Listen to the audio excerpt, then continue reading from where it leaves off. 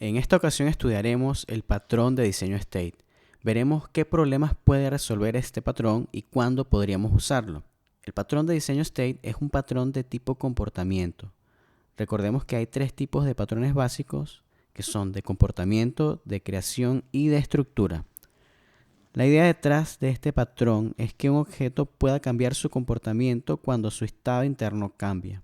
Y se preguntarán qué problema puede resolver este patrón y cuándo podríamos usarlo. Recordemos que los patrones de diseño no son más que estrategias que ayudan a resolver problemas ya conocidos. Estos patrones fueron pensados y usados ampliamente y su eficacia ha sido comprobada y testeada a lo largo del tiempo. En el caso específico del patrón state, la idea es que tengamos un objeto que pueda poseer distintos estados finitos y en cada estado este objeto puede comportarse de manera distinta y puede cambiar su estado a otro instantáneamente. Si nos llegamos a encontrar en una situación similar a esta, lo más probable es que podamos implementar este patrón de diseño. Para nuestro caso práctico, supongamos que tenemos una clase post. Un objeto de esta clase pudiera tener tres estados, los cuales serían borrador, revisión y publicado. Supongamos que la clase tiene un método publicar que puede funcionar diferente dependiendo del estado en que se encuentra el post. En el estado borrador, el método publicar cambia el estado del post a revisión, en el caso de si el que está utilizando el método publicar es un usuario regular, y con todo lo que ello implica, por ejemplo, actualizaciones en bases de datos o alguna validación. Por otra parte, si está en estado borrador y el usuario que está utilizando el método publicar es un admin, el estado va a cambiarse a publicado directamente. En el estado revisión, el post puede ser publicado solo si el usuario es administrador. Si el usuario es un usuario regular, no va a ejecutar ninguna acción. Además, en revisión también puede pasar nuevamente al estado borrador si la revisión es una revisión fallida, por ejemplo.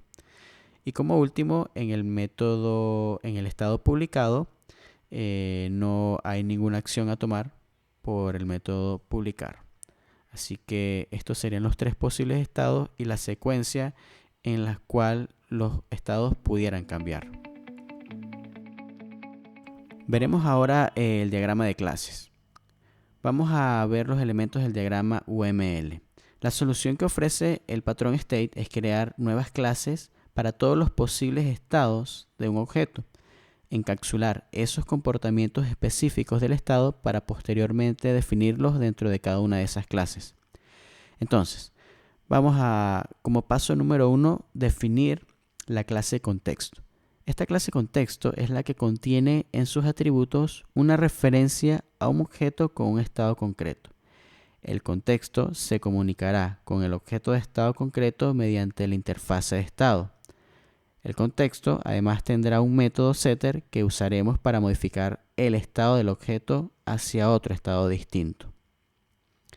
Como segundo paso, vamos a ver la interfaz. La interfaz va a contener la declaración de los métodos específicos del estado. Estos métodos en sí tienen que ser coherentes para todos los estados concretos. La idea de una interfaz es que esta es una especie de contrato el cual vamos a seguir para crear las clases de estados concretos.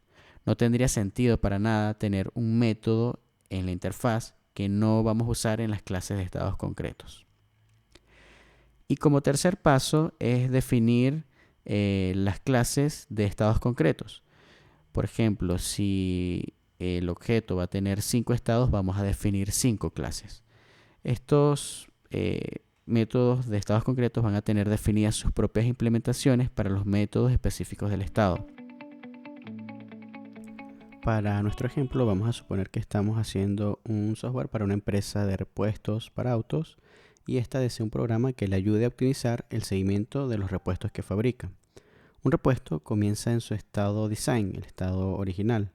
Una vez aprobado pasa a review, que es otro estado, y si este se aprueba pasa a construcción.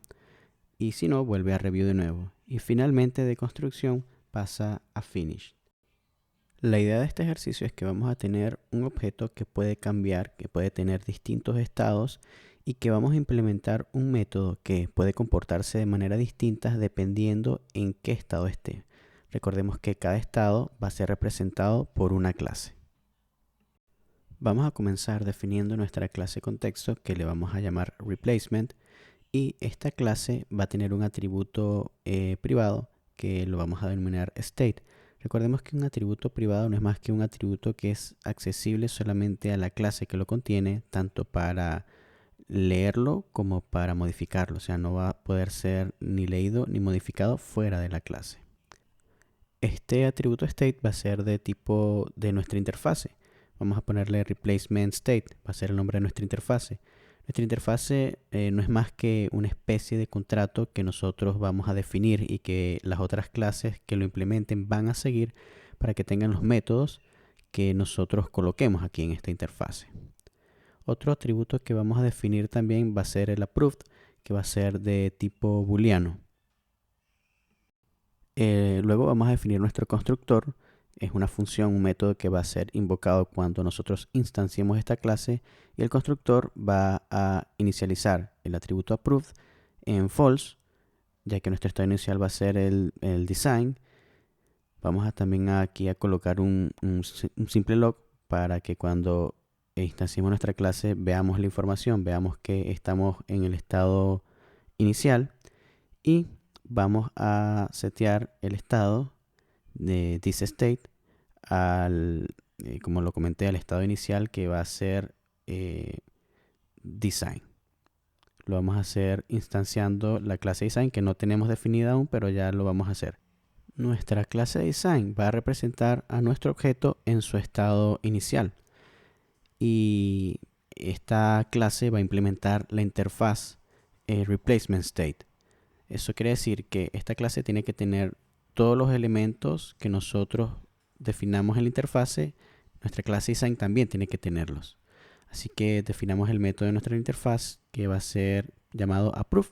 Este método va a tener como parámetros una referencia o una instancia de nuestra clase replacement, y va a recibir como parámetro el valor booleano approved, verdadero o falso, para definir si nuestro estado va a cambiar o no a otro. Así que nada, colocamos nuestro método approve en la clase design y vamos a definir esta función. Si se aprueba, vamos a colocarle ese valor a nuestra instancia. Entonces replacement.approve va a ser igual a approved. Lo siguiente que tenemos que hacer es nuestro primer cambio de estado, usando una función setter para asignarle a nuestro objeto un nuevo valor para su propiedad state. Como nuestro atributo state está definido privado, vamos a usar un setter y un getter. Esto nos otorgará mayor organización y seguridad, y bueno, básicamente estamos agregando una capa de manipulación que nos asegura que este valor no va a ser alterado más allá de lo que definamos en nuestros métodos setter y getter. Ahí definimos nuestro get y vamos a definir nuestro set, que va a ser llamado setState, y básicamente va a recibir como parámetros el state, que va a ser de tipo replacement state de nuestra interfase, y vamos a asignar ese valor a nuestro estado.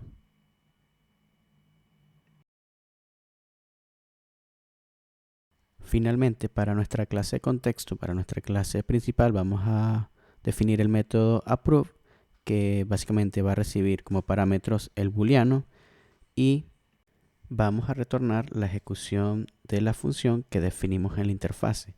En este caso se llaman igual la función de la interfase y la función que estamos definiendo en este momento en el contexto, pero pueden ser llamadas de distinta manera para no confundir, pero bueno, solo para comentar esto.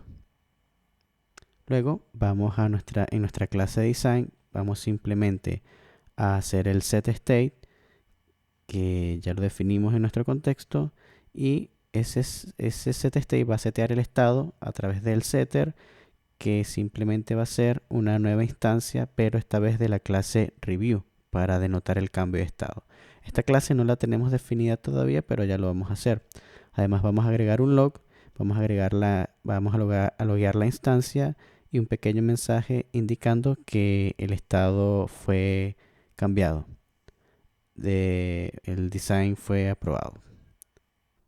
Luego vamos a agregar otra condición. En este caso, si no fue aprobado, simplemente vamos a loguear nuevamente la instancia y un pequeño mensaje que el diseño no fue aprobado.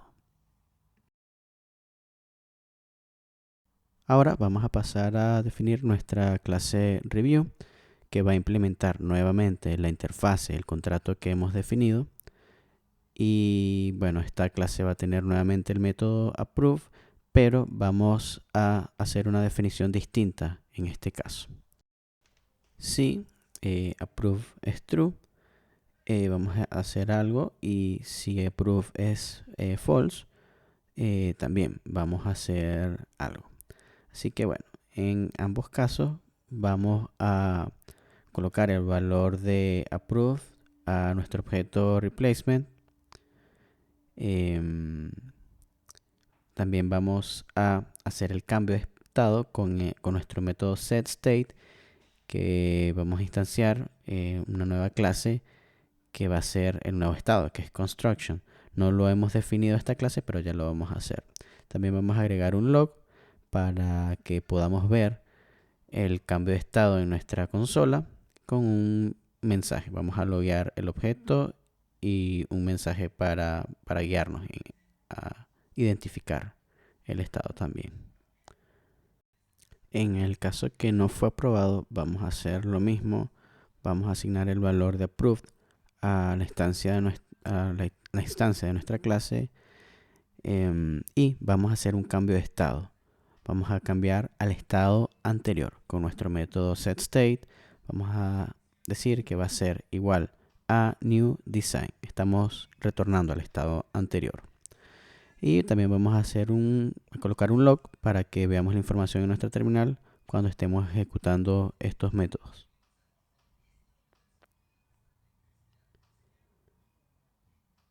Sería en este caso review not approved y pasaría al estado design.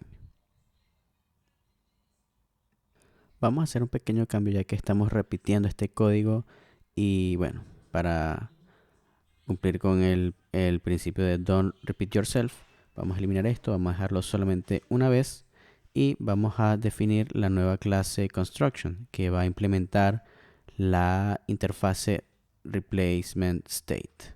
Y aquí voy a cortar un poco el video porque ya se nos está haciendo un poco largo, y voy a definir ya las dos últimas clases.